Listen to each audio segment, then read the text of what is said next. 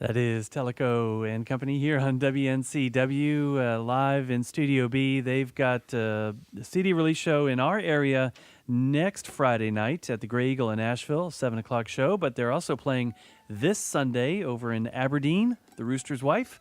And then you've also got a show a week from tomorrow, I think, in Elkin. Is that right? Yep. Yeah, okay. Yep.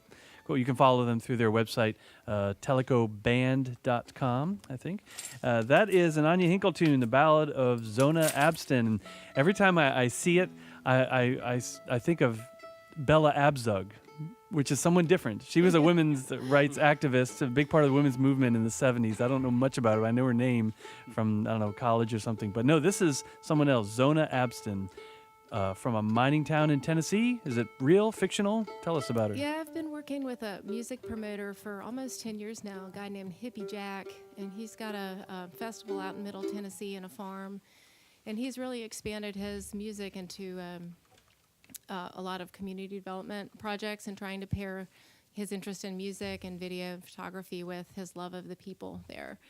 And so I met Zona, I guess, a couple years ago, went up to her place in Cravenstown, Tennessee, and she sat down and told me her life story over the kitchen table, and all I did was just put her story to music, and I've really enjoyed seeing her through the years, and I gave her the copy of the CD and a ham last Thanksgiving, and I guess I haven't heard anything back, so I'm assuming she was okay with it.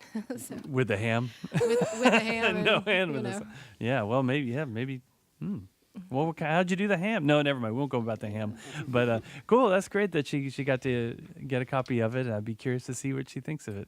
And Hippie Jack, I'm glad you mentioned him. We've heard of him in his shows a little bit here over the years, but it was just a couple weeks ago that the program E-Town aired that featured Hippie Jack, as they always feature a philanthropist along with a couple of great musical acts, and they talked about Hippie Jack and what he's done for the communities there. So that's cool. You got connected with him.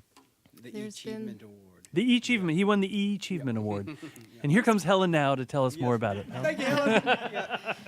But there's been some other songwriters, like Malcolm Holcomb, in his last album had a song that covered some of the same folks that I talk about in that song. Okay.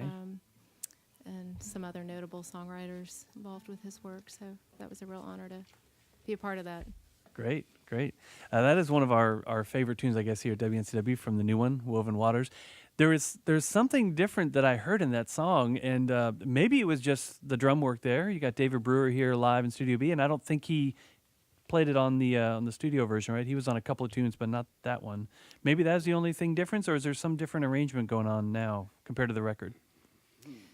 Yeah, this is pretty much the lineup, except for we're really pleased to have David join us on drums, and John joined us on a tune later that he didn't play on the album. So, we're all here together today, but in the studio, it wasn't always like that. Some days, certain ones of us would be in there and others wouldn't. So it got pieced together to some extent, but today we're all together. And then, once you make the record and then you start playing more, I guess the songs were, maybe sometimes you tinker with them live before you record them, or no, maybe you don't start playing them live until you've really flushed them out in the recording studio?